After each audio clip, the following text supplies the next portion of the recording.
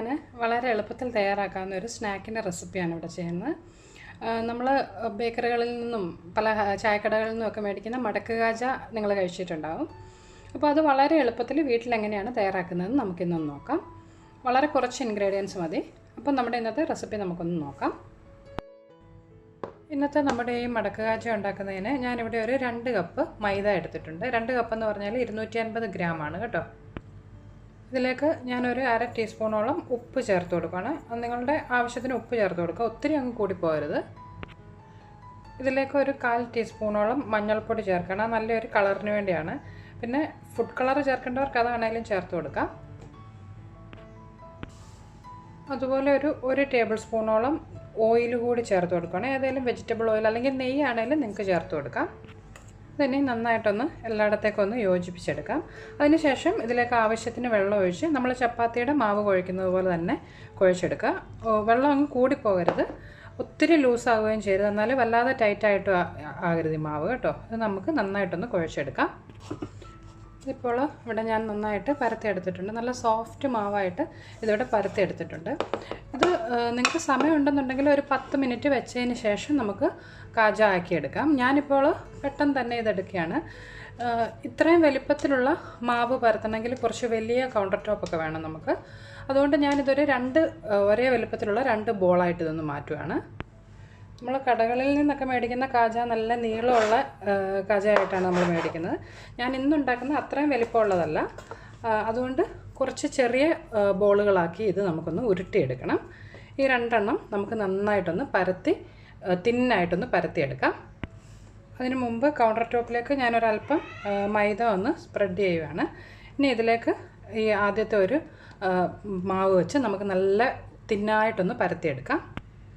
നിങ്ങൾക്ക് കഴിയുമെങ്കിൽ നല്ല ദീർഘചതുരാകൃതിയിൽ ഇതൊന്ന് പരത്തിയെടുക്കാൻ ശ്രമിക്കണം കേട്ടോ. അങ്ങനെ ആകുമ്പോൾ നമ്മളിത് ഇനിയും ചെറിയ ചെറിയ ഫോൾഡുകളായിട്ടൊന്ന് മടക്കിയെടുക്കുന്നുണ്ട്.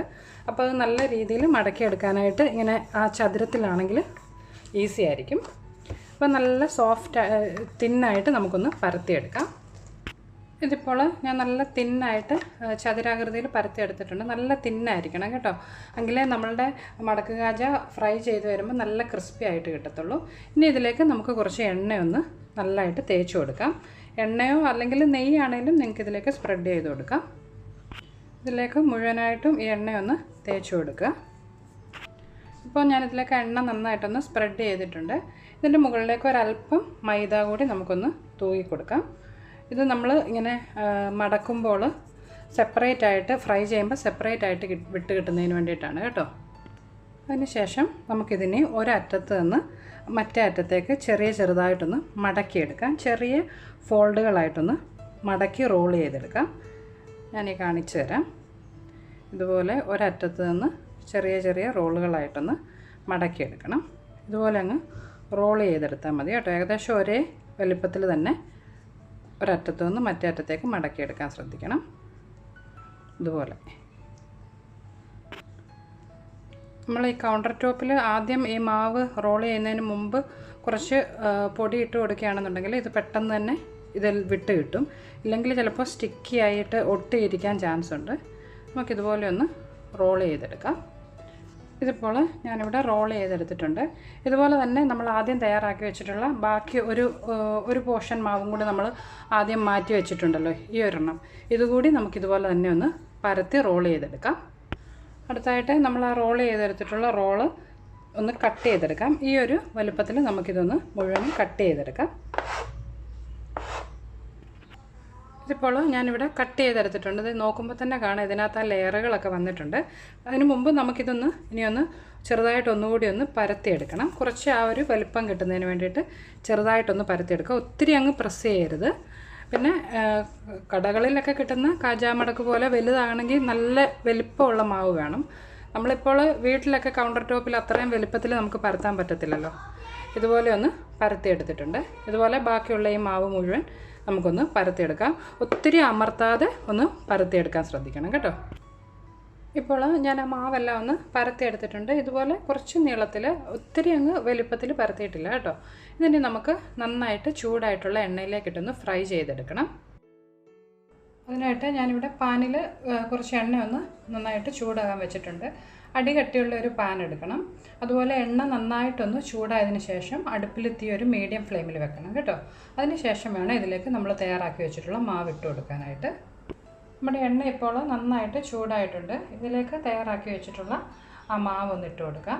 ഒരേ സമയം നിങ്ങളുടെ പാനിൻ്റെ വലുപ്പത്തിനനുസരിച്ച് ഈ മാവിൻ്റെ എണ്ണവും അഡ്ജസ്റ്റ് ചെയ്യുക കേട്ടോ. ഞാനിപ്പോൾ ഒരു സമയം ഒരു 3 എണ്ണമാണ് ഇതിലേക്ക് ഇട്ട് കൊടുക്കുന്നത്.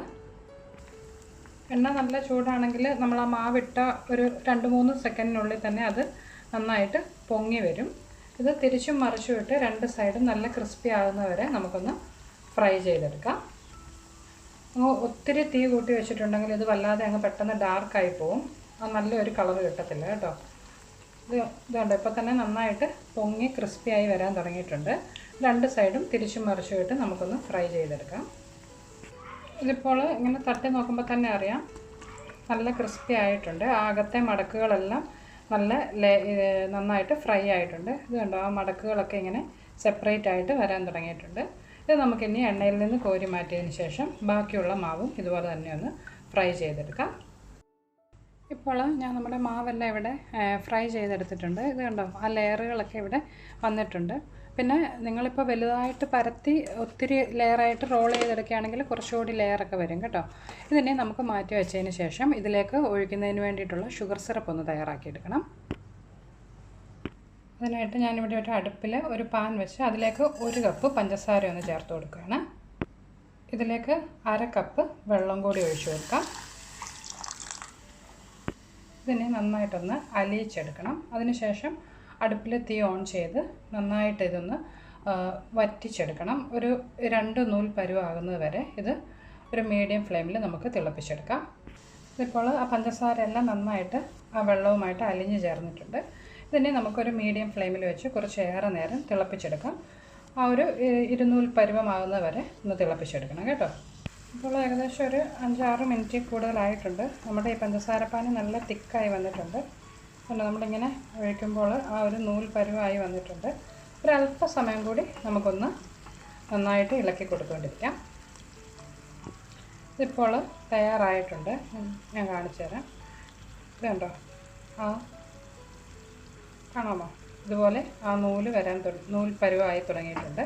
ഈ സമയം നമുക്ക് തീ ഓഫ് ചെയ്ത് ഇത് അടുപ്പിൽ നിന്ന് മാറ്റാം. പെട്ടെന്ന് തന്നെ നമുക്കിത് തയ്യാറാക്കി വെച്ചിട്ടുള്ള കാജയിലേക്കൊന്ന് സ്പ്രെഡ് ചെയ്ത് കൊടുക്കാം. ഇത് ഇരുന്നിട്ടുണ്ടെങ്കിൽ പഞ്ചസാര പെട്ടെന്ന് ക്രിസ്റ്റലൈസായി അങ്ങ് കട്ടിയായി പോകും. അതുകൊണ്ട് ആ ചൂടോടുകൂടി തന്നെ നമ്മൾ തയ്യാറാക്കി വെച്ചിട്ടുള്ള ഈ മടക്ക് കാജയിലേക്ക് നമുക്കിതൊന്ന് ഒഴിച്ചു കൊടുക്കാം. ഇതിൻ്റെ 2 സൈഡിലും ഇത് നമുക്ക് നന്നായിട്ടൊന്ന് സ്പ്രെഡ് ചെയ്ത് കൊടുക്കാം. നന്നായിട്ട് എല്ലായിടത്തും ആ മധുരം എത്തുന്നത് പോലെ നമുക്കിതൊന്ന് ഒഴിച്ചു കൊടുക്കാം. ഇത് ഒരല്പസമയം ഇരുന്ന് കഴിയുമ്പോൾ ആ പഞ്ചസാര നന്നായിട്ട് കട്ടിയായി കിട്ടും. അതുപോലെ നമ്മുടെ മടക്ക് കാജയ്ക്ക് നല്ല ഒരു മധുരവും കിട്ടും. അങ്ങനെ നമ്മുടെ നല്ല ക്രിസ്പി മടക്ക് കാജ ഇവിടെ തയ്യാറായിട്ടുണ്ട്. ഇതൊരല്പസമയം ഇരുന്ന് കഴിയുമ്പോൾ ഈ പഞ്ചസാരയൊക്കെ നന്നായിട്ട് ഇതിലേക്ക് കോട്ട് ചെയ്ത് കടകളിൽ നിന്നൊക്കെ മേടിക്കുന്ന അതേ രീതിയിലായി കിട്ടും.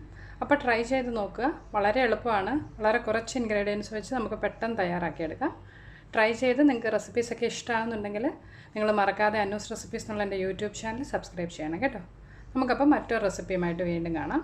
ബൈ.